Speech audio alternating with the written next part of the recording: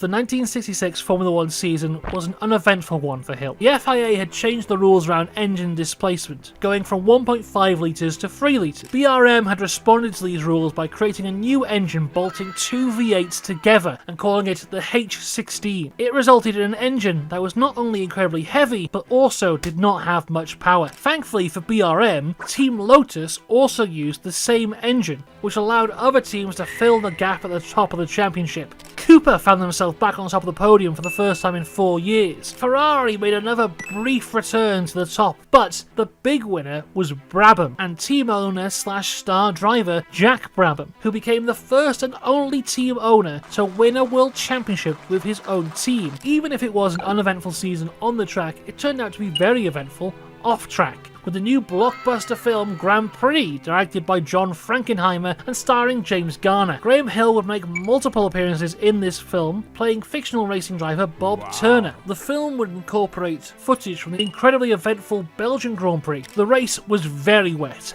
and 8 drivers didn't make it to the end of the first lap, including John Bonnier, who famously crashed into a window of a nearby house. Another driver who didn't make it to the end of the first lap was Jackie Stewart, who had a huge crash into a telegraph pole and was trapped in his car upside down with a split fuel tank pouring petrol on him. Hill saw the crash and pulled over to try and help his teammates with help from fellow driver Bob Bondurant. They flipped the car upright, but Stewart was still trapped by his steering wheel. Hill found a local and got a spanner to remove the wheel and free Stewart and carry him to safety, where the BRM car set alight moments after Stewart was placed in an ambulance. From that day forward, all BRM cars would have a spanner taped on the steering wheel, meaning the wheel could be easily removed in case of emergency. By the end of the season, Hill had beaten Clark in the championship for the 3rd time in 5 years, but unfortunately for both of them, they finished 5th and 6th, their first time outside of the top 3 since 1961.